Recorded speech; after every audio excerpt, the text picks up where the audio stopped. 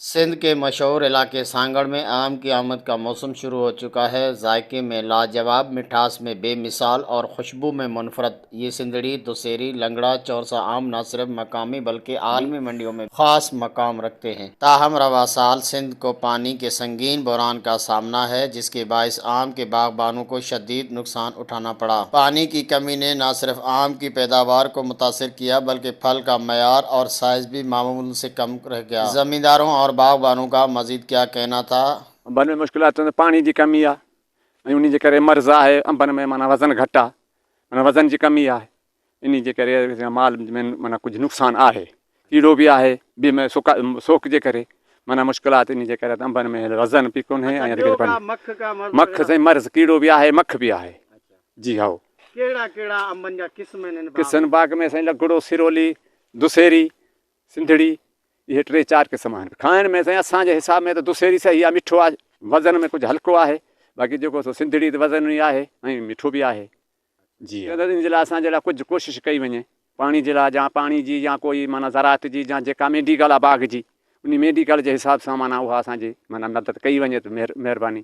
एतिरो माना त वज़न अॻे वारो कोन्हे, घटि आहे ऐं वज़न हल्को अथनि। तव्हां पाण बाग़ घुमी ॾिसंदव त माना वज़न तव्हांखे घटि लॻंदो, सम्झाई न। अच्छा, खाइण में कहिड़ो कहिड़ो अंब जेको आहे ज़ाइकेदार आहे? खाइण में साईं सिंधड़ी, चौसो ऐं वधीक वधि दुसेरी। भलो जेको आहे उहो दुसेरी आहे, नंढड़ो आहे, हुन में मर्ज़ बि घटि हूंदो ऐं दुसेरी तव्हांखे खाइण में बि भलो मिठो लॻंदो। ऐं हीअ अंब जेको आहे इस्लामाबाद, लाहौर, KPK ऐं ॿाहिरि मुल्कनि में जाम थो वञे। असांजा सेठ उते मोकिलनि था, उते ई जाम थो वञे। बाक़ाइदे घणनि मुल्कनि में असांजो अंब वञे थो, सिंध में न पर सिंध खां ॿाहिरि बि जेके भला मुल्क आहिनि माना परे परे ही वञे थो साईं।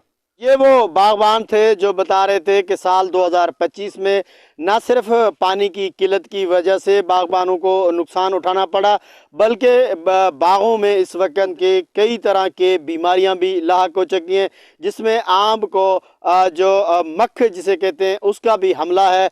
कई बार उन्होंने इसे स्प्रे भी किया है, लेकिन आमों से जो बीमारियां हैं वो कम नहीं हो रहे। अगर सिंध गवर्नमेंट का जो उनके साथ यकीनन सपोर्ट रहेगा तो ये जो बाग हैं उनको वो ज़्यादा तरजीह देंगे और व्यापारियों को इसका नुकसान कम से कम हो सके। सागर दीन मोहम्मद बलोच, वॉच न्यूज़, सांगड़, सिंध।